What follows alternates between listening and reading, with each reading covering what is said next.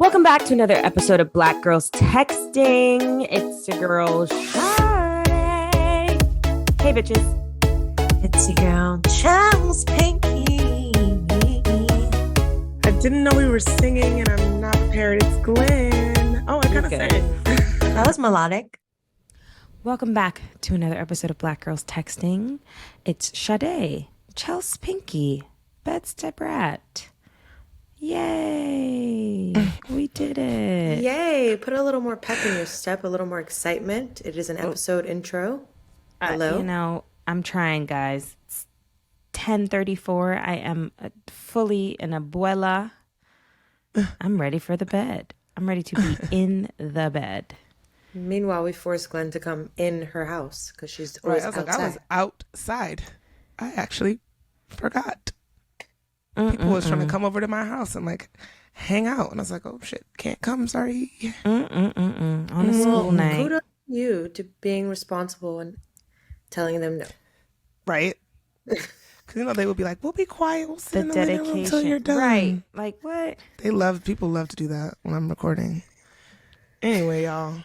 If you're watching this video content and you see piles of clothing behind me, I see those. I am reconstructing my closet, so please forgive me. This will be brief, and then You better not over. be there next episode. You better have folding them clothes. Oh no! I'm getting a new closet with like the drawers and all the things, and everything will go away, and half the stuff will probably go to the Goodwill. Listen, I still haven't unpacked since Europe. It's terrible. That's concerning. I'm gonna do it today. To each his own. That's wild. So I'm going to start with I'm going to end on my red because it's kind of funny. My reply, I'm replying to people who are just naturally vulnerable. I think it's really beautiful and I'm so bad at it. I have a friend who's going through an intense breakup right now, but like she's so transparent. She's like, this thing happened to me today and it made me think of my ex and I feel sad and I just wanted to tell you guys. And I'm like, whoa, like I love that you can do that. Y'all bitches wouldn't know. That's why everything is in this weird ass journal. And I just would be like sad on my own. I would never really open up in that way. Not because I don't want to, but truly because I think I don't know how. And so I'm very impressed by people that can just be vulnerable. And it's not in oh, look at me way. It's just like, here's how I'm feeling. This is what it is. Yeah. And I'm like, I respect that. So I'm definitely replying to that and working towards that and being able to be really honest and transparent, whether that's with a friend or just in life. Like, I'm not in therapy right now because, I'm riding dirty in these streets.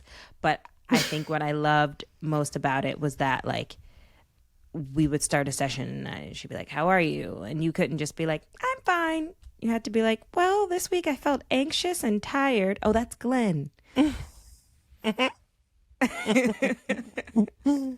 Or whatever, And so, yeah. And that takes a lot of work and a lot of practice. I think especially for most people of color, there wasn't a lot of time for like emotional intelligence. We just had to get shit done. And so now learning that as an adult is a challenge, but I respect those who have the skill. I also feel like some people are just naturally more like that. And I agree. I just want to agree with your reply because I also love people that are like that. And I almost feel it's easier for me to get close to people that are like that. Like people that just like pour everything into my head. Because you're not like, what's going on? Like, how are you? Like, when you ask someone, how are you? They're like, I'm fine. And you're like, oh, you're not fine, but okay. Yeah, and when they start saying like, well, actually, da da da da da, I'm like, whoa. It's very like, it throws me off sometimes. Surprising. Yeah, I was literally going to say, like, while I do like it, sometimes it makes me feel like a bit of discomfort because I'm like, I'm not about to return this. Right. I thought you were just going to say fine. I wasn't ready for this. Right. But I appreciate you sharing it. Right. And I'm like a humorous person, which is probably some type of like learned behavior. Defense but like, mechanism. yeah. So like, I can't be serious. I'd be like, oh, I want to set my wrist. How are you? Like I wouldn't be You like, do that a lot. You right. do. I wouldn't be like, well, this is a very hard week for me because blah, blah. I don't even know how to do that. Oh, wow. I feel like I just find it so much easier to lean into happiness and joy. Like I'd happily share that stuff. Happiness. Yeah, for sure. Yeah, more so the tough bits. Shout outs to y'all. Teach us how to do it. Now what I'm leaving on red. Nick Cannon. I don't want to talk about babies because it's wrong to talk about babies. But have y'all seen Nick Cannon's children's names? Like Empress and something. He's Jamaican? One with the son with Mariah's name is Moroccan. I always was interested in that. Morocco makes more sense to me, but The one he has with the girl from Selling Sunset is Legendary Love. oh my Jesus. He has a Zion and a Zillion. And I'm sorry, y'all gonna be like, don't talk about kids. I'm talking about their names. Golden Saigon. Saigon. But it's not Girl. spelled Saigon. It's Sagon. And Saigon has an I. Sagan. So maybe they meant Saigon. Shut up. There's Powerful Queen Cannon. Oh, that's first middle. Powerful queen, powerful, and then queen. Yes. It just feels very Hotep, the whole thing. Onyx Ice Coal Cannon. Onyx. Yeah. Onyx is Ice pretty. cold But or ice cold? is That's hilarious. Beautiful Zeppelin Cannon. Like Led Zeppelin? yes. That's kind of sick. Beautiful Zeppelin. Zeppelin's cool.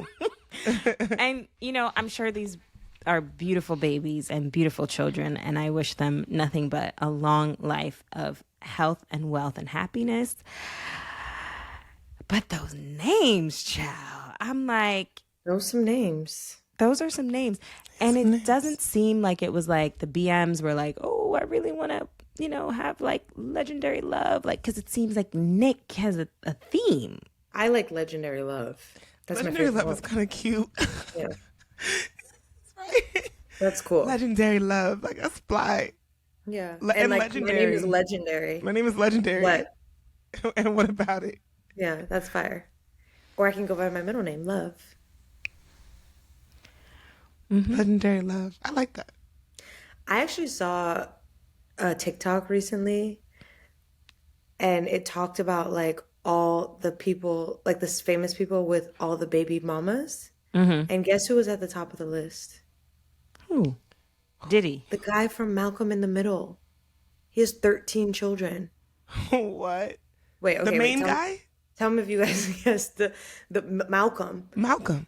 Tell me if you can hear Nick this. Cannon has 12 kids with 6 different women. Terry Nutkins has 9 kids with 7 moms. Eddie Murphy has 10 kids with 8 women. Oh, Eugene Levy's the Wayne Gretzky of making copies. He's got 9 kids with 9 baby mamas. At just 23 years old, NBA youngboy has 11 kids with 9 different mothers. Lil Randy has 13 children with 7 mothers in 5 different countries. Good thing he's a billionaire. Antonio Cardi has 14 kids with 8 different women in 5 different states and a pair of post-vasectomy twins. He has a monthly child support payment of $330,000 a month and some murky swamp water. And Mr. Worldwide, Frankie Muniz, has 17 kids with 13 different women in 8 different countries. Agent Cody Pipe says he doesn't plan on getting a vasectomy anytime soon. Malcolm's a pure shooter. This is a celebrity baby. Sorry, 17 kids. 13. 17? That just sounds so fucking stressful. People say that they think like Nick Cannon has like a sickness in his brain, or like when people want to spread their seed so much that like something's up. The fact that they just said Frankie Muniz has 17 kids and he has no intention of ever getting a vasectomy, probably gonna have more kids.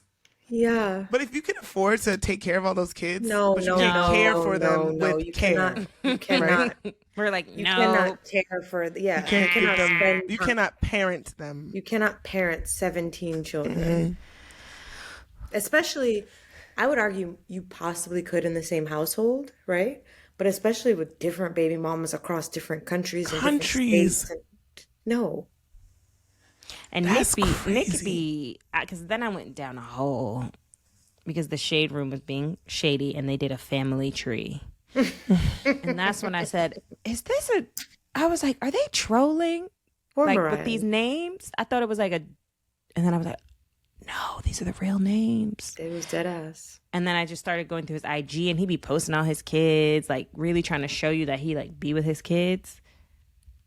No, he pops in, does a TikTok dance, and dips. Why is nobody talking about Allegedly. Frankie Muniz? Let me though? not get Why is sued. nobody talking about Frankie Muniz? Because he's Man has white. 17 children. Nobody Well, can. now we know. We need to turn our eyes onto him. Right. Who knew that Eddie Murphy had I 10 knew. kids? I didn't I know knew that. he had a one- lot of kids, but I One didn't of know it them was is the 10. Scary Spice. Right. I forgot about that. That's crazy. Yeah. So I'm just leaving that Wow. on red. I really think men, I don't know what's going to happen with the male birth control, but It exists. something's got to give. It exists, but the reason why it's not on the market widely is because of the side effects, which are acne, mood swings, cramps, all the things that we deal with. Oh. Isn't that crazy? I might get canceled, but I've just been talking reckless lately, so I'm just gonna do it. Double down. Just add This more. is coming from a very cis heteronormative perspective of gender norms. I don't know if I want no niggas with no mood swings. They be acting real extra, like They already be having mood swings. right. I'm like, At least the people I be talking to. can you imagine like a guy But I think like women have way more, typically. yeah, but I think like maybe this is a part of it. Like we're almost more so allowed to have them, or like we've lived with it so long that like we have to kind of like ride it through and control them. Whereas like imagine a man who just like didn't have any control of quote unquote, because some of them still don't, but any control over his emotions. I think Just acting like Donald out. Trump. Right, but like a bunch of those because they're still like a little egotistical. Or Kanye? Or no, Right. Kanye has something else, right? I can't keep Well, up with all these Kanye has a celebs. condition, yeah. Yeah. But anywho, yeah. So that's my ready reply. I love it. That was good. You came with it. You came with it. I'm like, let me look around my room right now and see if I something can gives go. me ideas. Okay. He's still unprepared after all that time. I was being present and listening. Okay, you got it. I did both. Okay, I'm replying to Summer House. If you don't know, it is a show on Black? Peacock. Yeah, Black Summer House. Summer House Martha's Vineyard, which is on Peacock, which, by the way, did someone change the password? No, I don't think so. Y'all never even gave me the fucking Peacock password. I'm over here paying for it. So We can't. I just can't be giving everybody the Yeah. Peacock now, Glenn. it's ridiculous. And you Not already even have it. my Peacock to begin with. Girl, you're rich, Miss Botox and Gucci. Pay for your damn True. Peacock. True. Anyway, Peacock. Well, it wasn't working, but luckily I had been saving this, recording the series on my cable, so I was just watching it. Oh, cable. And Chris and I were watching it, and it is good TV. It is very good TV. They are on there cutting up, acting just how I need them to act on my reality TV shows. I will say that I found out some interesting information this weekend. A few of the people I was with are like generational Martha's Vineyard people. And they were saying that originally it was supposed to be like an HBO documentary, or at least that's how it was pitched to them. And the producers would like ask them questions like, how long has your family been vacationing? Blah, blah, blah, blah, blah. But then the questions started getting salacious, like who was dating who, da, da, da, da. And they all realized pretty quickly, like, it's not giving documentary, and they all Right. backed out, which is why now on the show, they're not like Got you. Martha's Vineyard people, Yep. you know? Yeah. Yeah, 'cause ain't That's nobody doing that mess. interesting. That would have been an interesting like version of the show to watch, but it's also kind of interesting to watch these people who are not like Martha's Vineyard people try to understand like what it means to go there, and some of them are trying to like force themselves into like whatever they think that looks like, and like that creates a different kind of tension. Other people are just trying to like turn up and have fun. But it Like might have been normal people further do. right, like normal people, right? But it might have been more complicated if they added like a little OG, a Martha's Vineyard Right. OG. Who was like, we don't act like this. Right, Act exactly. like Some that. like bougie ass person. Yeah. Ooh, that would have been Can we just spicy. talk about the fact that that couple has the loudest sex? Sex. Oh Yes. my God. It is so ridiculous. They're screaming. Like, So, if for What? those who are not watching, I suggest that you watch. Some of the girls So good. in Geneva, they think it's a snooze fest, but I'm into it. You didn't see? They were like, "Girl, it's boring." So they probably only watched the first few episodes Right. because at the start it was kind of boring, but like you have to get used to the dynamic. It's Exactly. so good. And then you're like, "This person is really troubled. This couple is really crazy." So to talk about them, they be having loud ass sex. I don't know how I feel about that couple. It might be like gassed up for TV, but this man seems super controlling. He tells his girl when she goes out, she can't get no free drinks from men. Then he got free drinks from And women. he gets free drinks from women. wait, can I tell you guys a funny story? Just because it made me think of it. When my parents were first dating, my mom would tell people that my dad was her brother because she would go to these, like, she would take him to their spots, and like all the bartenders and waiters and everything were like the homies, and they'd be like, "Oh, drinks for your brother." Period. Wow. So she'd been a scammer. Right. And then she finally like spilled the beans because one of the girls was like, "Oh, so like, can you hook me up with your brother?" And then she was like, "All right, Said, not "Absolutely my not. brother, No. that's my man." No, it's That's such a good show. amazing. Like I love that, like the loud sex. I also feel like she had a moment of vulnerability when she was like, "You guys never check on me." Oh, 'Cause yeah. like there's always that dynamic of you get into a relationship and learning how to balance that and your friends. It's just Especially really think good. when people get married, it's different when you know when your friend is like in a relationship, and when somebody gets married, it just seems like it's completely. I don't know what's going on there. Or Really? yeah, or it feels like even a bit of that, and a bit of like it feels even more personal. I don't know. I feel like I only have one married friend, and I don't think I ever Right. will be like, "How's everything going in your relationship?" I've never asked that. Oh. Do you know what I mean? Because I feel like people's marriages end up feeling like so personal. I don't know. Like, do Oh, you get in okay. people's marriage business Yeah, the same no, way I don't you would ask- with I don't ask somebody people about who their has a relationship. boyfriend? Look at I Chelsea. don't Chelsea's think you like, say. yes. Yeah, I don't think you say it. I also think there's so many variables and factors. Like, it- do you think something is strange is going on? Then that might be a little messy Right, to like, because I ask. just be like, it seems like y'all are doing beautifully. Right, but Yeah. if some things, yeah. I also think my experience is probably different because so many of my friends are married. Right. Like they're practically all married now. Yeah. Um, yeah, I don't know. So you look But at I marriage think in a different way, probably because it's just all around you, maybe. Because I just have this one friend who's married, so I'm just kind of like, wow, that's like this mystical thing over there, marriage. Like, what happens over there? well, You know? because I think as a friend group, especially like if you all are coupled up, maybe not yet in such an extreme way, but I do think as the years go along, you will probably need to talk to each other and Yeah. like lean on each other and like 1,000%. I'm dealing with this man, like, like you know what I'm saying? And it's like that understanding. So I think it's probably different when you're both in Yeah, a similar Yes. I think so. um But I tend to avoid, unless the person is being forthcoming, because, whoo, you can't go back from that. it definitely has to be like relevant. I'm not out of nowhere, you know. Yeah. But But I do feel like people start to feel like, damn, nobody isolate. wants to ask me how I'm doing. Like, don't Yeah. just Ask them how assume, they're you know. doing and not ask them about I their mean, relationship. but they're though. about our marriage. I don't know. No, No, that's true. Like, I think people so no want one's to. interested in like I Oh, just how are think you that we're guys just all doing? settled now that we're married. Yeah, Like we're still people, still in a exactly. relationship, just like I'm still your we're friend, married. Yeah, doesn't really. Yeah, which is like what she expressed. She was like, I always check on you guys. No one ever checks on me. But was that a cry for help? I don't think their relationship's bad. I think they're just like settling into what it means to be married. Like, I think there are definitely uh traditional ideas that maybe they're like, oh, we're married now, so now we have to perform like this, that they're gonna learn over time. Maybe that's not necessarily what we need to do. We can like just be ourselves. The I cameras are think probably that also hyping shit up. exactly. Yeah, there's edits.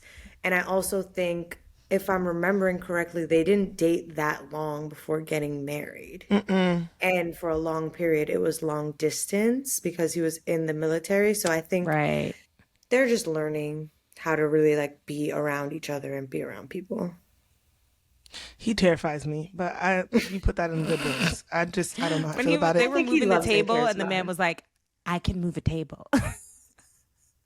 Oh, I don't remember But that. he's also like a military guy. He's like, Right. I'm sorry, I'm just, and I liked how he responded. He was like, I'm just, all right, people, you don't watch the show, so, but if you Yeah. do watch, join our Geneva and talk to us about the show. So I'll reply to the show if you're looking for some junky TV. And what will I leave on red? Nothing. I'll have another reply that I'm excited for our time in NOLA. I think by this time, will we have been there? Not yet. Not yet. Okay. So Okay. we are preparing. So if you are listening, we are going to New Orleans for Essence. We will be speaking about female friendships, I believe. We're still in planning mode. But if you are there, definitely hit us up on our Geneva or on our Instagram, and maybe we can grab a drink, even though I'm not drinking this month. Yeah, we're gonna be at the Wait. Essence Did GU you just say Creators House. So pull up on us on Saturday. This Saturday, Yes. which is the July 1st. first? Yes. Pull up, You pull up. said come grab a drink, but you're not drinking. Yes, I'll watch you drink. And you never explained this to me. Are you doing dry July? No, I'm pregnant. Yeah, I knew she was gonna say some shit like that. I just knew it. I just fucking knew it. Okay, whatever. Wow, I announced that and that's your reaction? I mean, I know you're not, but I'm also like, Glenn, Okay. have you thought of a red reply? Yes, I am going to. I don't want to say this fully on the record because, okay, The Perfect Find on Netflix. Have y'all seen it? I know you haven't seen it actually. I know you haven't. Oh, that's with Is it a movie? Gabrielle Union Gabrielle and Union and Keith the young Powers. boy. Yes. So let's just get right into that. My reply is Keith Powers. He is so fine. And he's not even that young. He's actually 30. He is baby Just your face. type. truly, he is something else. And when you watch the movie, I mean, wow. Wow. Worth the watch just for him. He Is is it like so, soft porn? not even. He has so much fucking swag, if you will, and it's just smooth as hell and just says what is on his mind and definitely throws Gabrielle Union for a loop. Everything, he just says everything that he calls her out on all her shit, and it's really interesting to watch. Anyway, I really wanted to like the movie and I just did not. And What? I thought you told us to watch it. for Keith Powers only, We could just go on his Instagram. or that. I think it's worth watching him. Watching him be, just watch him. He is so fine. Oh my Okay, So why God. is this didn't a you red like or it? a reply? I'm replying to Keith Powers just as an individual. Okay, And being as fine as he is, and saying that although I'm leaving the film on red, it's worth a watch for him. And the reasons why I'm going to leave the film on red, like at its premise, very interesting. It's basically about this like woman in her 40s who meets this young guy, and she's just got out of like a 10-year relationship. Her career is in a bad position. She meets this guy at the boom boom room, and they start making out in the party. And she's like, "Whoo, yo, you got me fucked up. I gotta go." come to find out, this guy, this is not a spoiler, is her new boss's son, and they end up having to work together for the whole summer while they're like maintaining this relationship. Part of that like made me really uncomfortable also, which was interesting. But I think there just wasn't enough like character development and like relationship development, and it's just like it this quintessential. The book is not as good as the movie, and it should have been a series because it had all the stuff. I think Gabrielle Union and Keith Powers actually have amazing chemistry in it, and it was right there, but we were just rushing along. And I was watching a lot of like some TikToks and reading some reviews and wondering if I was being too hard on it, because there's plenty of rom-coms in general that just move really fast and kind of don't make any sense, and you're still just like, I'm so happy it existed. I don't have to ask, I don't need to poke so many holes on like if this is believable or realistic. This is just some people being in love, and it's like a feel-good film. So if you can approach the film like that too, you might have a good time with it. But there's just some moments like Keith Powers' character has this tendency of running away when conversations get tough, like every single time. And I'm like, do you choose to? He literally storms out every single time, all the time. I'm like, that is not productive. And you're going to be with that person. We're not going to have a conversation about like how you keep leaving all the time. And I'm sure they probably talked about it in the book, I would hope. But in the movie, it never happens. They just decide to be with each other, and he still just keeps leaving. That's troubling. That's really troubling. You know? Well, it's not the end of their life. Maybe in part 2, they do couples therapy and they learn how to overcome that. I would hope so. But regardless, I mean, yeah, so some of those things, those like crucial things about the relationship itself don't make any sense. But if you watch it just for like sexy little smoldering stuff and a look at Keith Powers' fine ass, yeah, I would recommend you do that. Okay. I probably will never watch it, but okay. You probably won't. One more random thing. You posted this, my other friend had posted this, that author who asked Lizzo to loan her a dress for the Out 100 Awards, and Lizzo really sent the dress. That was super beautiful on her, and she sent to Taylor. Yes, I know. And by the time I made my way through the whole like carousel, I was like, this made me feel really good. I should probably absorb like more content like this and not like look at the submarine for 10 hours. Guys, we have to talk about that damn submarine. We do. We have to.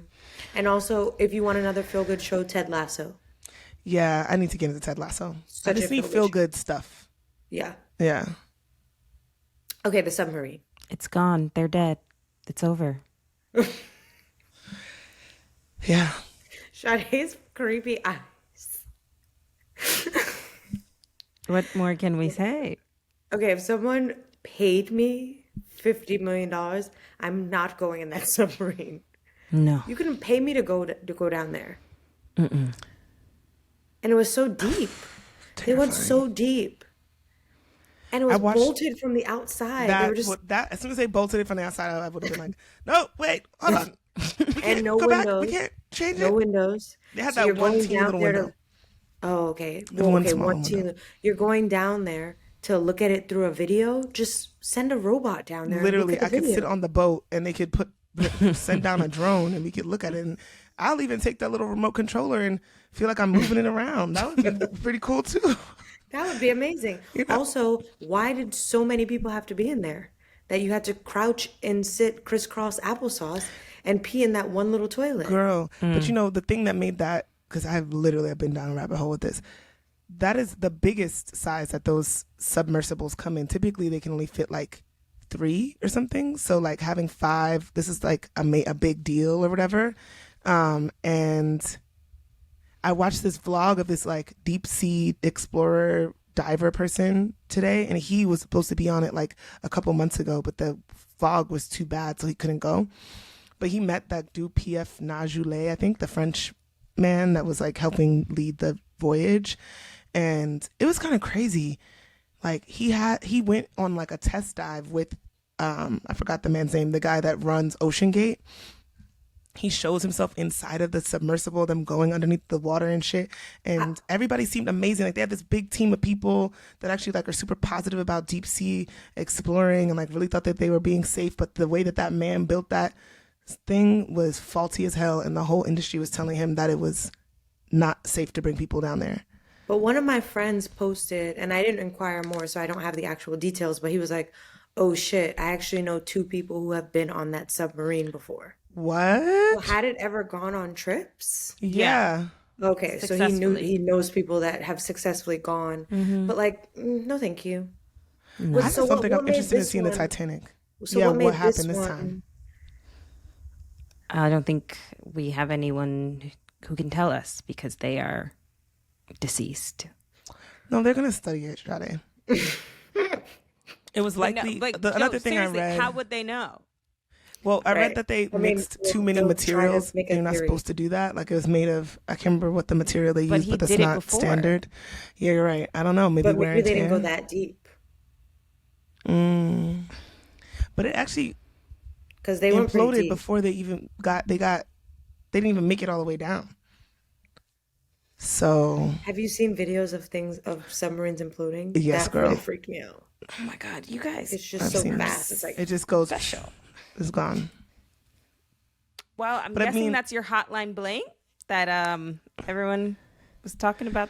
I mean, everybody was talking about that. everybody's Submarine? talking about it. Yeah. The last thing I'll say is when I heard that it imploded, it gave me a sense of relief that at least they were not stuck under there. I don't know what's better, like you get Suffocating. found, but like you spent like 4 days trapped underwater, Dying. Yeah. like fucking And knowing freaking that out you're and probably trying gonna not to die. panic. Right. And there's not much oxygen. Ooh. It's like terrifying. And then there's the people that are like, I don't feel bad for them because they're billionaires. I don't. There's a level of that, I'm not gonna lie. Like, Yeah. especially when in conjunction there were there was a there was a ship with all these migrants that were set to sea and a bunch of people died. It's like And 400 people. no one cared. No one It's true. cared. All they cared about were the 5 people on the submarine of people who elected to do an exploration trip. So there is like a weird dynamic for sure. And like unnecessary exploration because what are y'all doing? Y'all are gonna go gawk at something, Just not watch like the perform movie. a study or collect samples or something that will help change the world. Right. I don't You really weren't know. trying to cure cancer. No, you were just going down there as like kind of like a vanity thing to say that you went that far and saw that so that you could talk about it at like a dinner party with like your rich friends and Right. send some more people there to spend more money on it. But it was sad. There was like a young, he was like what, 17 or 18? 19. He only went because his dad really wanted to go and it was Father's Day. So he went, but he was really scared. He was telling all his family members that he was terrified to go. That's very sad. And then there was the whole debacle with Cardi B fighting with the, what was it, the CEO's son? Yeah, that was And crazy. he went to a Blink 182 concert. That didn't make no sense. And he was messaging like OnlyFans models, like really crazy. Which I'm so sorry that this is such a tangible episode. But did you guys also see that Cardi B and Offset are beefing online? I saw Because that. Offset accused her of cheating on him. And she was singing I Should Have Cheated. Did you hear her singing that song? In like some kind of a chat room. Oh my God, it's crazy. Well, she It was on hilarious. Twitter Spaces, which is like the clubhouse of Twitter. Right. And she was like talking about how she's Cardi B, and if she ever gave her pussy to somebody, it would be out here. So he's an idiot for even thinking that. She's not no regular bitch. Sade is so unenthused. I'm like, what about JT throwing her phone at Lil Uzi? Ooh, poor Ice Spice. Now everybody calling her the light-skinned devil. And she was innocent. What did that got to do with her? I don't believe. Now they saying JT was just mad that she didn't have a seat. That's what they said, child. That don't She even was make no mad that he sense. went up on that stage and said that when she take her wig off, she got a little afro like Ice Spice. He said that? Yes. I didn't watch it. Ladies, On the BET Awards? I believe that's where it was. I didn't watch them. Shut the fuck up. I didn't watch No, that he did award show. not. Okay. Pull it up. The BET Awards look like it was a hot mess this year, but the one thing I will say is that Quavo and Offset came on stage together and like honored Takeoff, and that was pretty amazing to see. I'm trying to find the Well, y'all go on TikTok. I'll look Uzi said I had the video somewhere. But he goes up on stage and it's like before he starts his song, he's like says a verse, and in the verse he's like, When she take her wig off, she got a little fro like Ice Spice. Oh And God. Ice Spice is like smiling because it's not a verse that we know. It was like, you Oh, know, he just made that up in the moment. I don't know the details. Go on TikTok, they'll tell you. When he was sitting next to her, kikiing. So JT was But for probably the like, "What's record, that?" Ice Spice has a man. She's dating a producer called Riot. Found that out. Oh, oh, now I got to see who that is.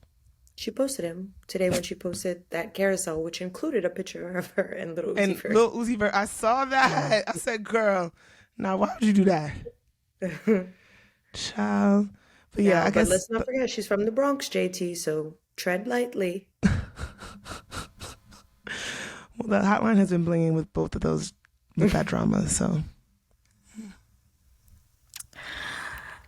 Wow, let's get into the episode. all right. This week's Black Girl Doing Shit is Leona Nichole Black. Leona is a passionate educator, well-being advocate, and empathetic tarot therapist based in London. She's the author of Tarot Therapy, which I have right here, and specializes in tarot and cultural studies, engaging popular cultural motifs to explore the ways esoteric knowledge can be used to find roots to purposeful living. Leona has been serving as a tarot therapist for over 3 years, and her practice is founded in the belief that divination through tarot and astrology can deepen our understanding of ourselves through accessing the wisdom of the inner spirit, and that we can use this information for fundamental personal transformations toward a more balanced and empowered life. Leona, thank you for joining us. Thank you for having me. Yes. So let's step into the group chat. All right, y'all. It's time for the group chat. Starting off first, how did you become interested in tarot? Because I read that in your background, you grew up in a pretty traditional religious household where something like practicing tarot might not have been accepted. Not at all. So yeah, you're right. I'm from London, UK. My family are Jamaican, so I'm Jamaican descent. And I grew up in a very strict Pentecostal Christian Black household in which, Ooh. tarot and astrology were seen as witchcraft and the devil's tools. So I always had like an interest in, I guess, like religious traditions or what people might call the occult, even growing up. So I loved like Sabrina the Teenage Witch, Charmed, Buffy. Like I was sneaking and watching all that stuff. But that was as far as I was allowed to engage those curiosities. So I had quite a traumatic experience as I got older and was kind of pursuing higher education. And what I was learning and studying was just constantly in conflict with what I was kind of being taught in the church space. And I had to reconcile some of those things for myself. And so I kind of like left the church in a really kind of painful way. It was the church I was in from when I was 7 years old to 21. So it was a deep, deep, deep grief process. And from there, I was just like, no more faith, no more anything. I was just like, I'm going to be an academic. I'm just going to focus on things that I can study, know, understand, like full mind intellect. And I carried myself on the steam of that for a while. And then it just wasn't enough. And I started feeling this like hunger and longing to open up that side of me again. And then around the same time, a friend had introduced me to a tarot reader, and I say it's really beautiful for me now being able to have this book cross the seas over into the States, because African Americans were the people who brought tarot to me. So the first readers I really saw in this space were African American women, and I was like enthralled and still kind of curious, still kind of tentative, but I found myself just falling in love listening and realizing that I wasn't just someone who wanted to watch. I wanted to practice and I had a real affinity for it. So I taught myself. And at the time I was still studying, I was still at the university space. So I was leading the Black Feminist Society. I started doing reading for the women there, and it kind of just bloomed and blossomed and grew.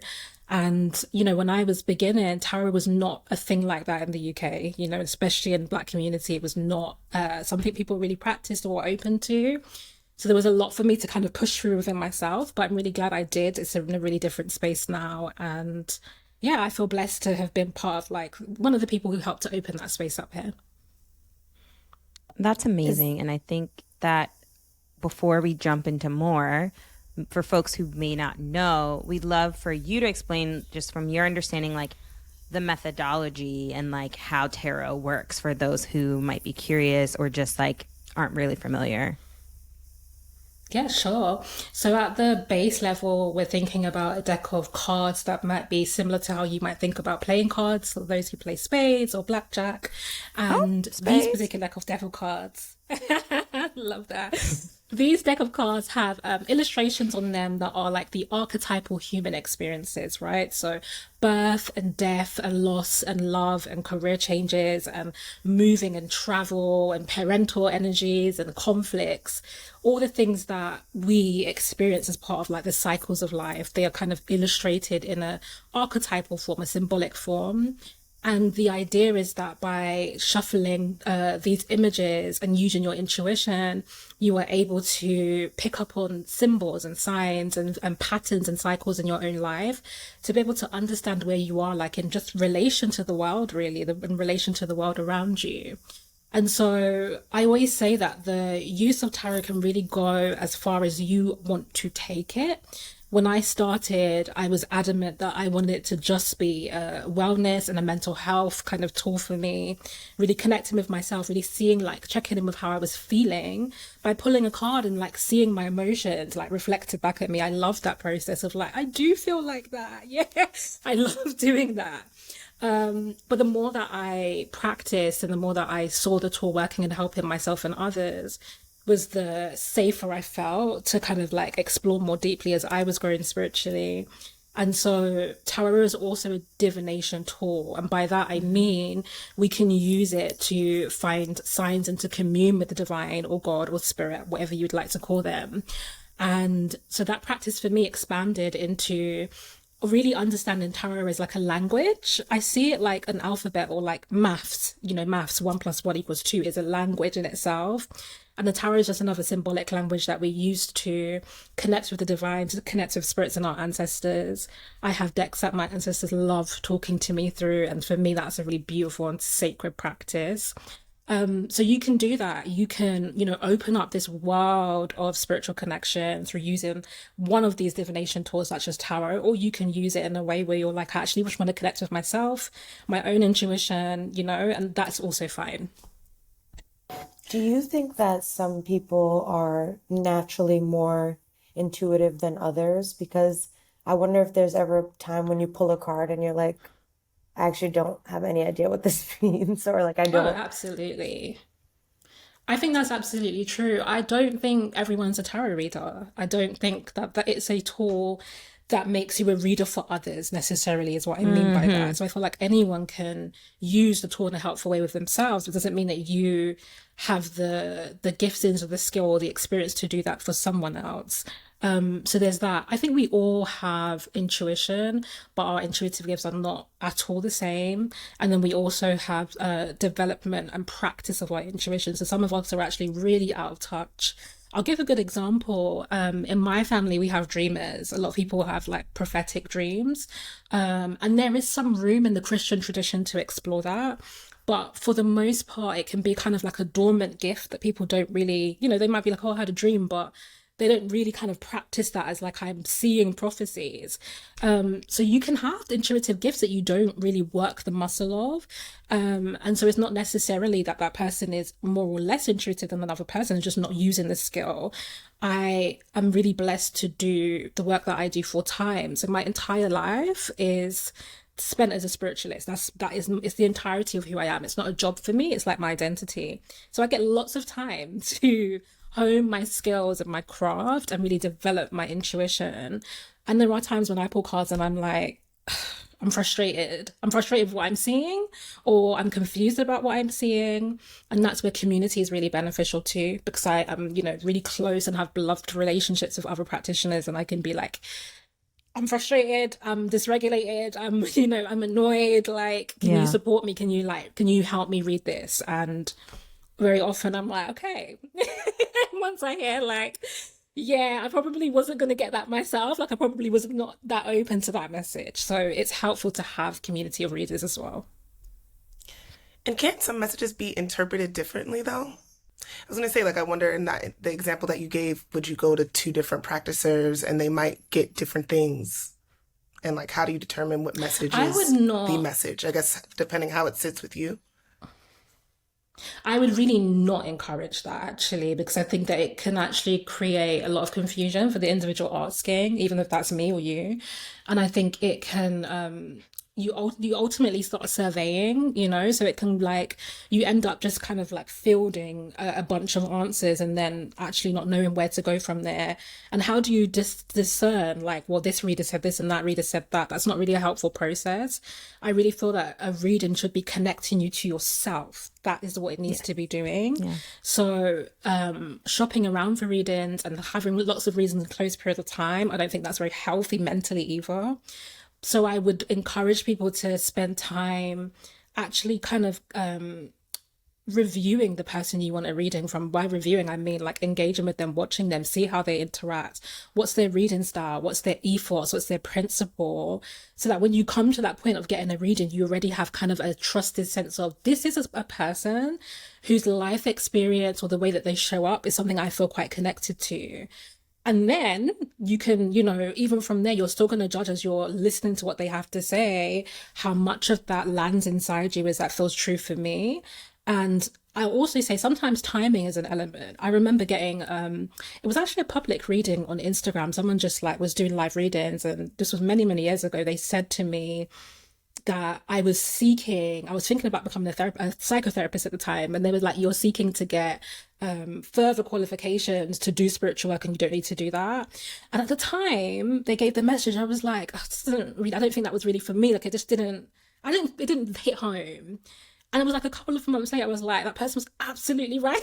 Like, and I was like, wow, I really felt like they were not right. But it took its time to play out in my life. And at the moment that I was kind of grappling, I was like, I've already been told, like, I know my truth. There is a kind of imposter syndrome going on here where I'm trying to validate myself in certain ways that is kind of holding me back from actually exploring my practice. So, that's a long answer to the question. No, but it's also like a faith-based thing, right? Like the same way that you can lean into maybe more traditional practices of spirituality or religion and you kind of like trust in that word. There is a requirement of faith in what's happening in the exchange that you're having with your reader, or even if you're pulling for yourself, and that natural intuition and clairvoyance that we all kind of have. But if you run away from it or you're skeptical or anything, then like it's just going to be like a bunch of like jumbled up in your head. Guys, I know you're going to ask questions, so I'll wait. But then I was going to try to kind of get into like, with that being said, how that transitions to tarot therapy. That was going to be my question. Like, how do you connect those two sides of the coin, if you will? Intuition. I love that. I think I have always been in a space of thinking about healing and recovery and restoration and liberation. So I have a background in like academia and race and cultural studies. And I did that because for me, I just really wanted to focus on what can I do? What do I need to understand? What do I need to create to support the communities that I come from? And to kind of see them in a kind of different space, having to different life experiences. And so that was like the route in which I was choosing to serve my community. And at a point of research and study and actually feeling quite burnt out in academia, I just decided I want to do the same things I'm doing in a more, you know, how we talk about almost the ivory tower, the kind of some of the distance or disconnection between like academia and the communities that it talks about or observes. I was like, I just kind of want to help people like this. I want to feel them, you know? And so once I was expanding into this tool, I was like, I feel like it can be used beyond future predicting, right? It doesn't have to be a tool that is only about what's going to happen next week, 2 months, a year from now. But actually, we can really use this tool as like a way of mapping ourselves to really understand like what are the internal transformations that we're needing in order to even find ourselves down those roads. And so for me, the tarot therapy practice was about how to use that tool as a way of like giving yourself systems of recovery and support, more so than like really being anxious about what's to come, what's to come. And very common tarot questions like, will I ever find love? Like, am I gonna get this job? Like, will I be pregnant? Some of the things that people are like, what does the future hold? For me, the tarot therapy practice is about like what is able to be cultivated in the present so that we can understand the futures that we're kind of trying to call in and move towards. I feel like this is so interesting and cool. And almost like this is very divine that we're speaking to you right now. Question that I'm sure some of our listeners are having, can they contact you to Yes. experience tarot therapy? Because I'm Yeah. actually dealing with a friend and she's asking for my advice and she's like, I just need a sign. I just need to know. And like, Mm. I'm like, I'm not God. Like I can't give you the sign. And I also wonder if you deal with clients that you are getting clear signs and they're just not listening. Mm. No, to be honest, I'm really blessed in the sense of I find that the people who come to me come with such sincerity and such openness. And I also feel that they receive truly what they need, that there is a real readiness to take action. I'm a Virgo sun, moon, and Mars, actually. So for me, Oh, when I'm doing tarot work, it's really important that as much as we do the emotional exploring, I feel like you need to have some form of tool or something that's going to help you move forward. And so I'm always a person who is about, okay, like, how are you leaving this session? Are you clear about what you've heard? Do you understand like how to make sense of that in your life or what you need to do? And I think because my practice is like so focused on doing that, I tend to just attract people who are ready to do that work. And so for me, it's a joy because I have clients that come to me over periods of years sometimes, and I get to see them completely transform. I see them open businesses and start families and like move abroad. And I'm just like, oh my gosh, like I'm so proud of you. Like I've seen you come from actually very often a place of deep insecurity or grief or pain, and I'm watching them respond and bloom under the guidance is gorgeous.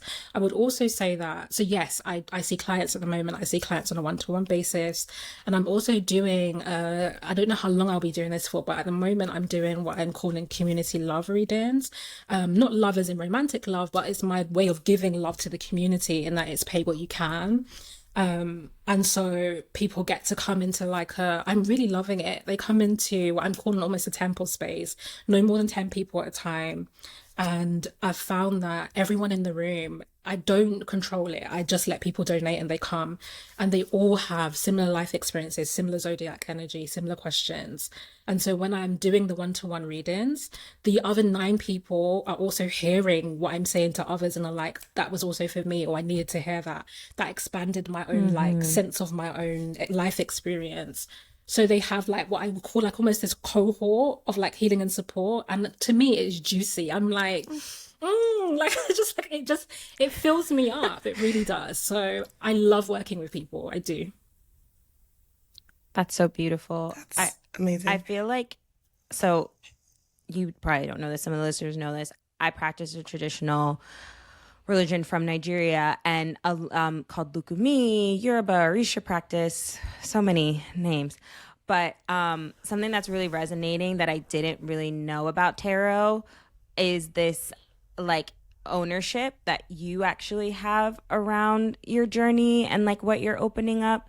And I feel like that is so important because I think people imagine tarot to be like the magic 8 ball or something. Like you like shake it and then it's going to be like, yes, no, maybe. But really like some of the things you're speaking to is like taking the steps to open the doors and open the blockages. Yeah. So it's not just about things magically like popping up in the air or you the job just coming, but it's like, are you doing the self work to allow for this like abundance of things to come to you? And I imagine that you get into some of that in your book. So I'd love to ask, like, how can people use your book as a tool to do some of that self work on their own? This feels like such a beautiful conversation. So thank you for having me. And the reason I say that is because when you asked me that, I felt all of this love in my heart. So thank you for allowing me to feel love about my own work. Thank you. But the reason mutual. I'm feeling the vibes, like crossing the seas. I love it. I feel like when I wrote this book, it was really important to me that it wasn't a kind of tarot how-to, right? This card means this card means that. There's enough of that on the market. And what I've really given in this book is myself. There is so much of my life experience, so much of my personal experiences, my wounding, my failures, my love life, my parental stuff. And I use those because I consider myself a way shower. I'm in this world to show people what I'm doing. So I use those experiences and connect them to the tarot archetypes. So, the first chapter in my book is like where to go in search of love. Because I think ultimately everybody coming to me for a reading is asking that question. They want to be connected to a more loving experience, whether that's creatively, romantically, familiar, or in a familial sense. And so I used, the High Priestess and the Emperor and the Empress cards, three cards in the tarot, to talk about the exploration and seeking love and like how I've understood that. So if I were to say how should people use it, I think on one hand, you can really read this book like a story, like you can pick it up and be like, in some ways it's so biographical. There's a lot about the intimacies I've experienced. And then you can also use those like real life experiences to connect and reflect on how those themes are showing up for you, like where do you feel like the lack of love and this kind of lovelessness, as I draw on bell hooks to talk about that. Or in one of my chapters, I talk about rage. I talk about the anger that I have lived with, and that I'm really using anger to generate hope, right? Because I found out that I was deeply, deeply mad. Like Solange said, there was so much to be mad about, and I was waking up hot daily.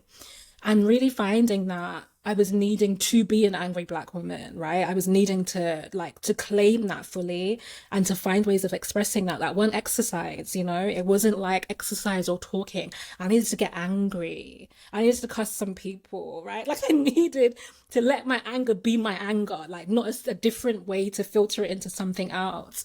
And so if you have those kind of experiences, and that's in the book as well, one of my chapters is like how to find your own truth in a world of strong opinions. Because all we do every day is go online and listen to what everybody else is projecting onto us about our lives.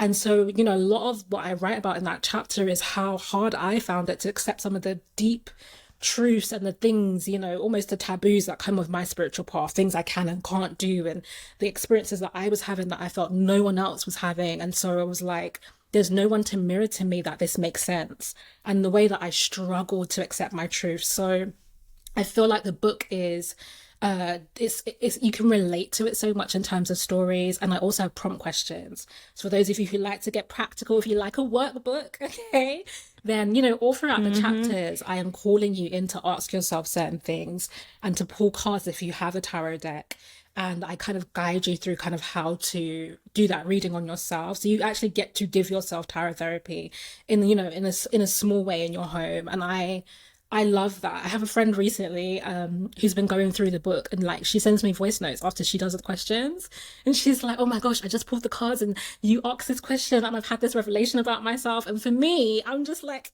yes, like it works, so that's what I would say. It's so many things in one, and I think you get to choose how you really want to relate to the book. And that's me. That's very me. I'm gonna give you options. That's my energy. That's that Virgo energy. Yes. For sure. Earthy. Yeah, I think it's cool too in the book that you have those prompts that you encourage people to either raise with their friends in discussion, or they can take them to like a talk therapy session. So there's like multiple ways you can use the book. Talk therapist. Yes. Oh, wow. I think it's a good idea. I was really like, that's what people should do with this. Go to your therapist, sit with this book, sit with the question. Can you share one of the prompts, Glenn? Sure. Yeah, or Leona, how about you? Is there one that you really like? I'm going to pick one at random. Okay. Yeah. I'm going to pick one at random. Okay. The first one. Okay, where we go here? Ooh, okay. So, tarot therapy reflection, it says, and what chapter is this from? Actually, that might be helpful to know. Okay, this is chapter 2 on purpose. Okay, so this is all about kind of like figuring out, your own journey, what you're showing up in this life for. And I've put shuffle and pull 3 tarot cards or journal and discuss with a therapist or friends. And the question is, what shadow work practices would be beneficial to me? Now, to get the full context of that question, you'd obviously need to read the chapter because I talk about shadow work a lot in that. But for our purposes here and now, that's really looking at what are the hidden aspects of self, what are the repressed aspects of self, what are the shamed, the parts where I feel a lot of shame and heaviness, the parts that I'm trying to disguise, put aside, right? All the things that are not in the sun of my life. So the sun is how you're showing up. It's what you want to do, how you want to be with everybody. But when you're showing up in the world, that shadow that's being cast behind you, everything you don't want people to see, what kind of practices do you need in this season of your life to be able to draw through some of that? Because what I talk about in my book, most people talk about the shadow as this kind of like repressed, you know, almost like a demonic part of yourself or like a devil inside that you need to like not be, you know, be a civilized, cultured person. We get that kind of from like hegemonic white supremacy, this idea that, you know, the shadow is something bad, it's dark, right? And it's animalistic. And I don't believe that at all. So I really talk about the shadow actually as this like very true and raw, authentic self that is also very connected to the divine in the way that it there's a truth that sits in the shadow that you must go into to reclaim. I really believe that.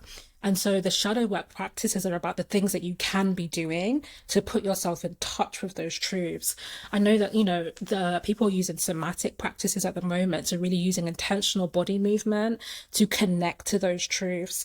I know that for me, using both, like, so like using plant medicines has been really powerful in doing shadow work and actually opening myself up to parts of myself that I had no consciousness of or wounding that I couldn't access through the mind.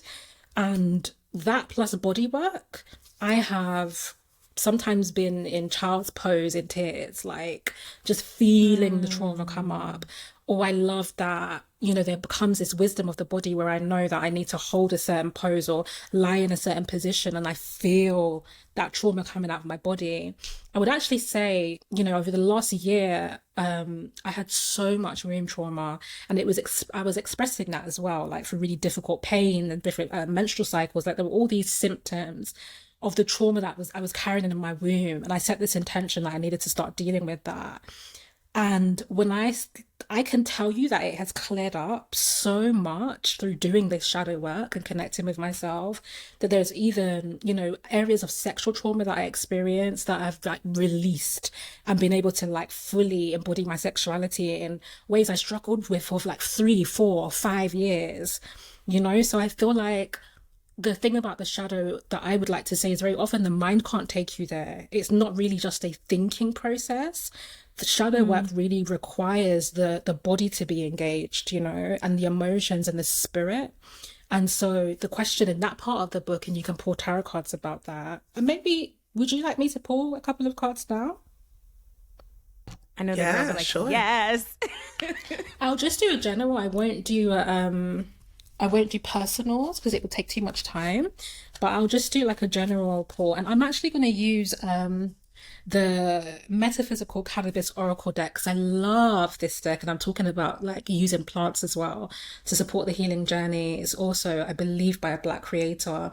This is just gorgeous. I love this deck, so I'm going to use it for us. And it actually has so many Orisha in it as well. It's really gorgeous. I love this deck. Okay. Really? Yeah, it does. Nice.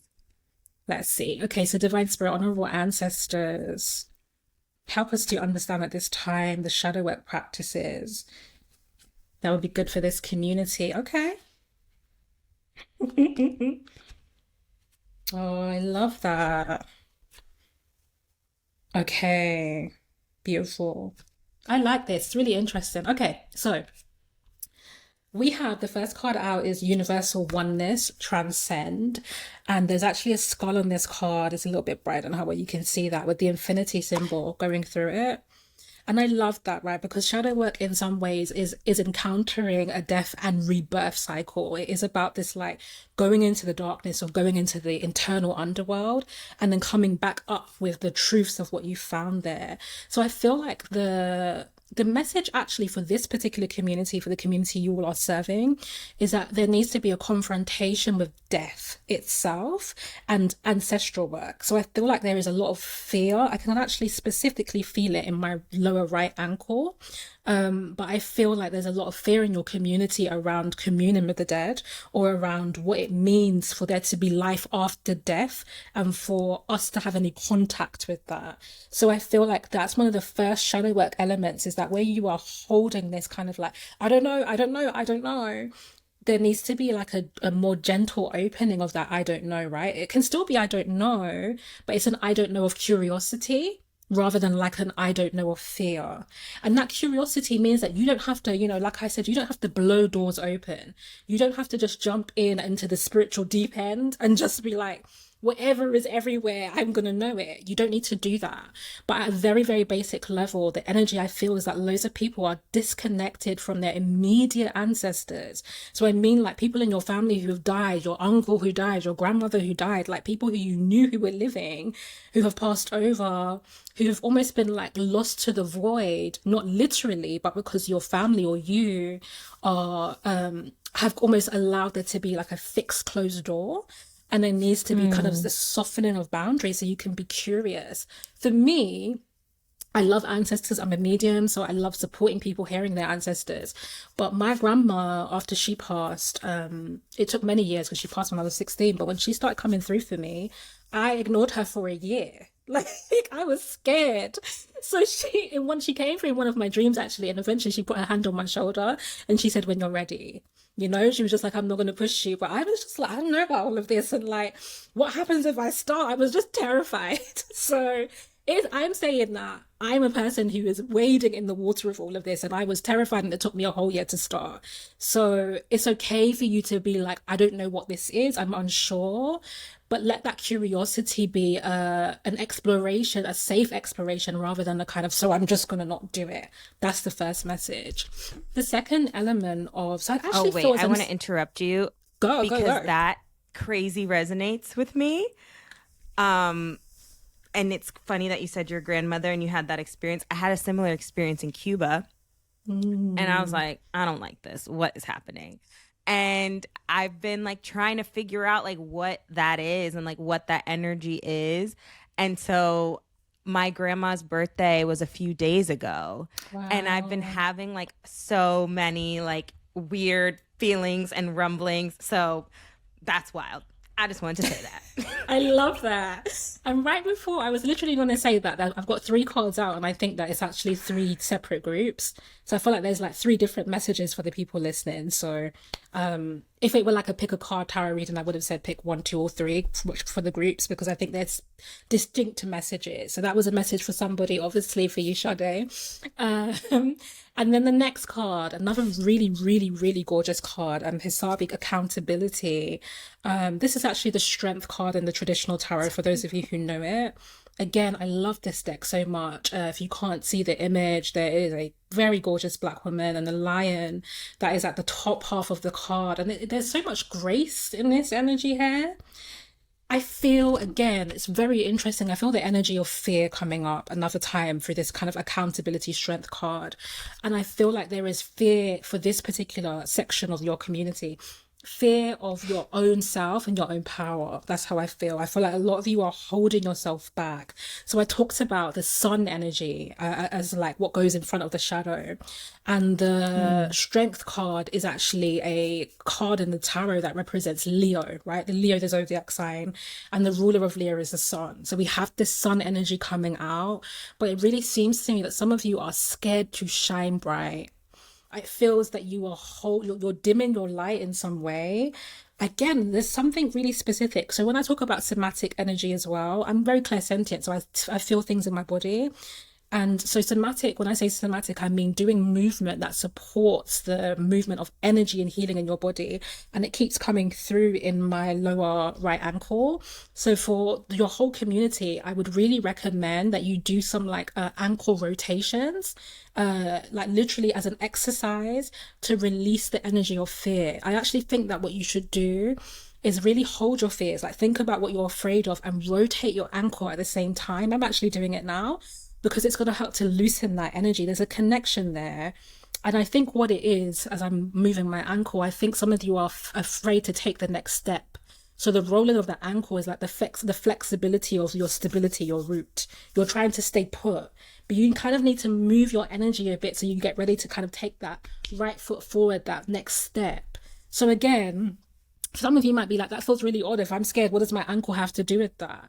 But you need to know that your mind and your body are really, really connected. And it's like, will support you if you start recognizing that it's going to express in different ways.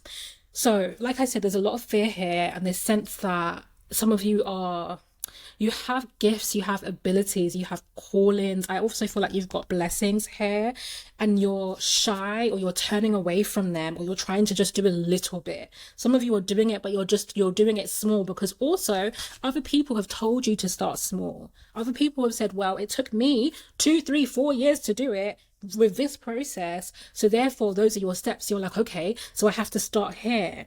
And one thing I would say as a way shower is that sometimes something might take me 3, 4, 5 years to do, and then the person who comes after me, it takes them 2 months, and it takes them that 2 months because the road has been paved.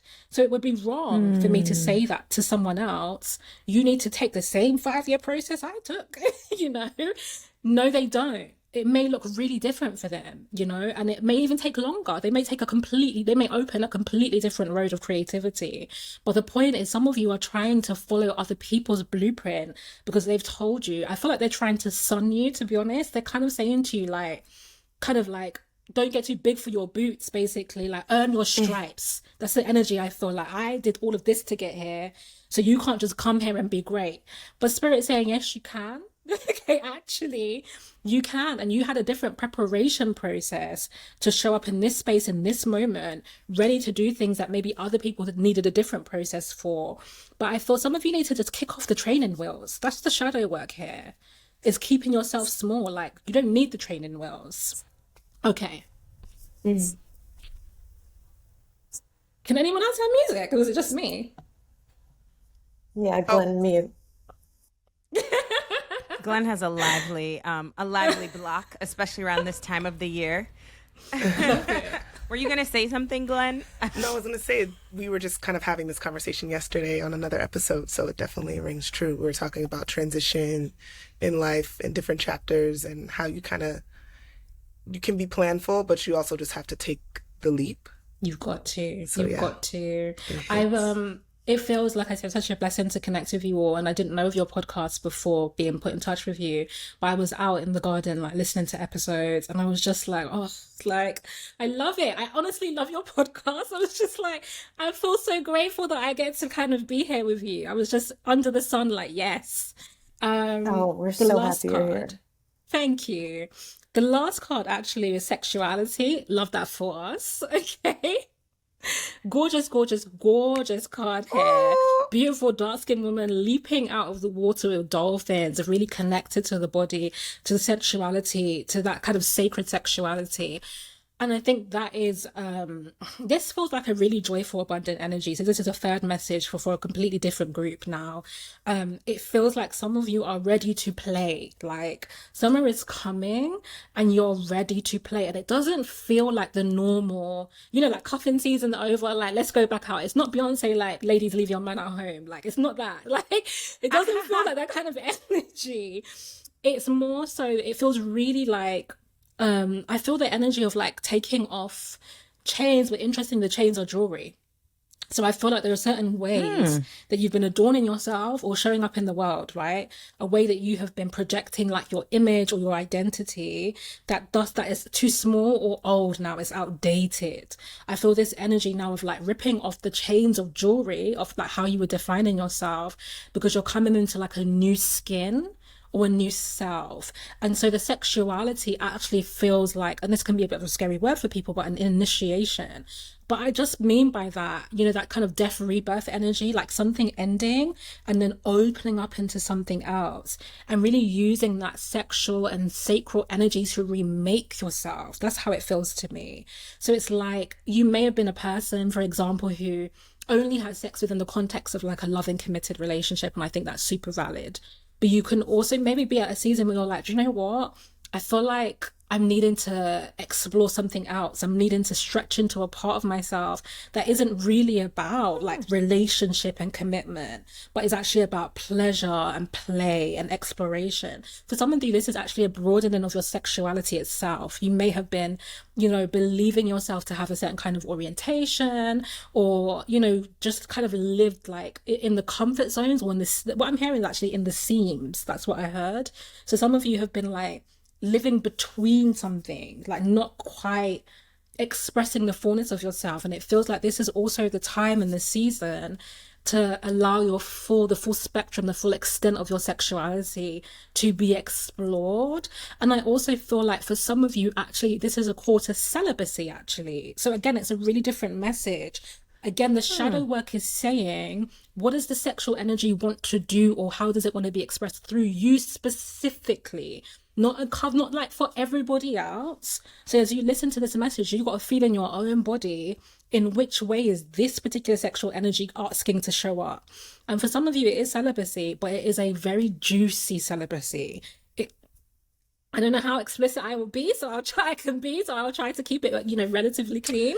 You can be explicit on here, but I'm not receiving that one, so I don't know who that is speaking to. I was right there with you. I was almost there with you. You're like, no, the celibacy, I reject that. I'm trying to get freakier. Me too. No.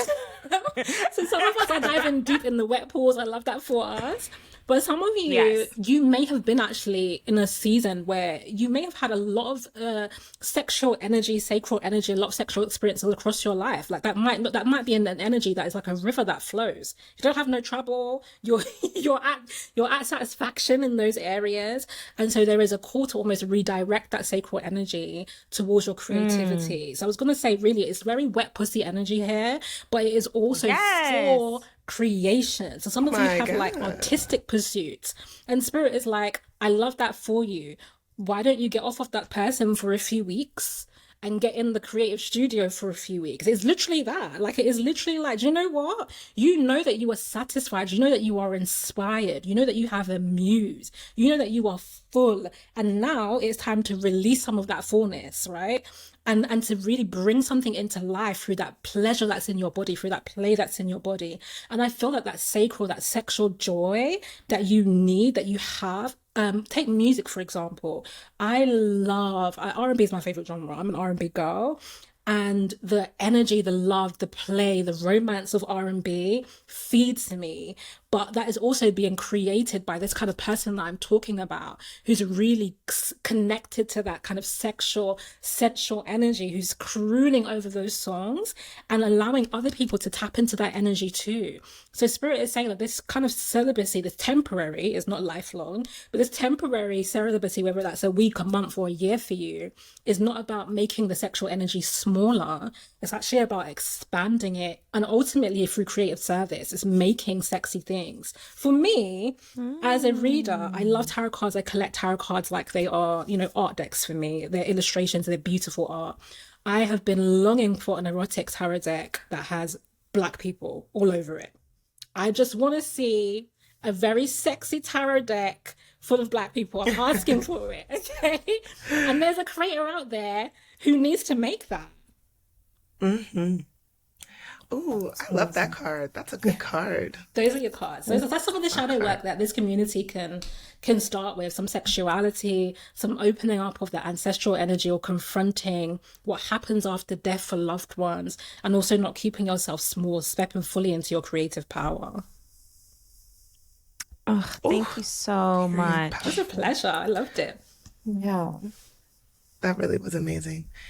Leona, we're so happy you were able to join us today and step into the group chat.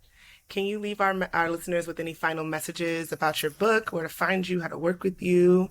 Yes, absolutely. It has been a pleasure. Thank you so much. So the book, Tarot Therapy, you can get at your local booksellers in the States. It's been so nice getting messages from people saying they're getting it locally. I'm like, oh my gosh, amazing. You can also get it on Amazon and on Waterstones. Same for UK babes too. And you can follow me on Twitter as Leona Nichole Black. That's where I'm most active. I'm also Leona Nichole Black on all socials. So TikTok, on Instagram, on YouTube. It's the same name everywhere. I'd love to connect with with you. And if you are looking to work with someone one-on-one, you want to do some tarot therapy with me, or you want to come to one of the community reads, you can check out my website, which is NicoleBlack.com. Thank you so much. I know Amazing. this is going to be so valuable to our listeners, and Thank we just you. appreciate your openness. And I can't wait for everyone to hear this episode. And you should watch it on YouTube, y'all. I'm telling you right now, if you're not watching it on YouTube, pause, pull it back up, because that deck was gorgeous. It Yeah, really, really absolutely. is. Thank you. So I'm going to be binging all your episodes. Honestly, I'm so excited. Thank you, girl. Bye. Thank you Bye. so much. It was so lovely meeting you. What would you do? Okay. Well, this was a hefty one this week. So we don't have a what would you do, but as always, send in your concerns, your stories, your qualms, all your troubles to hello@blackgirlstexting.com, or you can send them to the DMs, or you can put also them in send us Geneva money. chat. You can send it where? Money. You can also send money. Chelsea, do you want to take us out? Yes, we are Black Girls Texting on pretty much all platforms. If you can, please stream us on YouTube. That's super helpful. Engage with us on Instagram. Get on our tickety talk. We're Black Girls Text One on Twitter. I don't really tweet that much, but I'll try. And also we have some sweatshirts, and also we have a Geneva that's really fun. And if you're gonna be in New Orleans, tell us. Yes, please tell us. We want to see you. All right. Bye. Bye-bye.